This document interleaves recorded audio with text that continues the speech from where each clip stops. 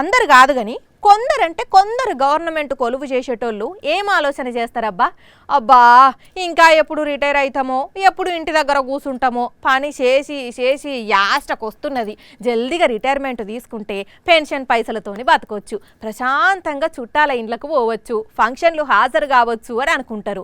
ఇక కొందరైతే కావాలని ముందుగాలే రిటైర్మెంట్ తీసుకునేటోళ్ళను చూస్తున్నాం కదా.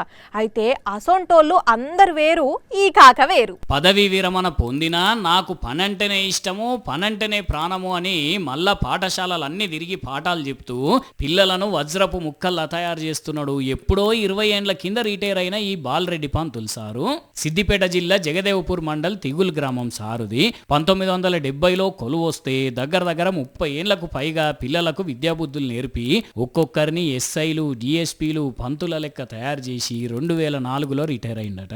కానీ చదువు చెప్పడంలోనే ఆనందం ఉంది, అంతకంటే గొప్ప భాగ్యం ఉండదు అని భావించిన ఈ బాలరెడ్డి సారు మళ్ళా వెంటనే చాక్ పిసిపట్టిండు.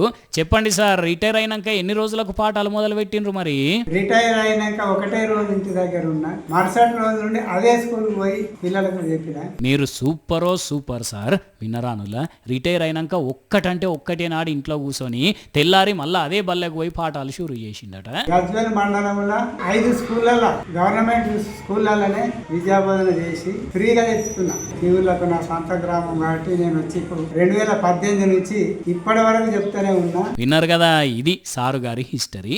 ఇన్నేళ్ల నుంచి పాఠాలు చెప్తున్నా ఒక్కనాడంటే ఒక్కనాడు కూడా ₹1 జీతం తీసుకుంటలేడట. పిల్లలు మంచిగా చదువుకొని గొప్పోళ్ళై వాళ్ళ కుటుంబాలను మంచిగా చూసుకుంటే చాలు, నాకు అదే గొప్ప జీతం, అంతకంటే ఏం ఆశించను అంటున్నాడు. కానీ ఎంత మంచి మనసు చూడండి బాలరెడ్డి సార్ది. మరి కాదా, పావులా పనిచేసి రూపాయి ఆశించే మనుషులు ఉన్న ఈ రోజుల్లో సొంతంగా ఛార్జీలు పెట్టుకొని ఇరుక్కుంటే పిల్లలకు పాఠాలు చెప్తున్నారు అంటే మీరు చాలా గ్రేట్ సార్. మీ కష్టానికి తగిన ప్రతిఫలం దక్కి పిల్లలు ఉన్నత స్థాయికి చేరుకుంటారు సార్ అని అంటున్నారు. సారు మంచితనం చూసిన అక్కడి జనాలు.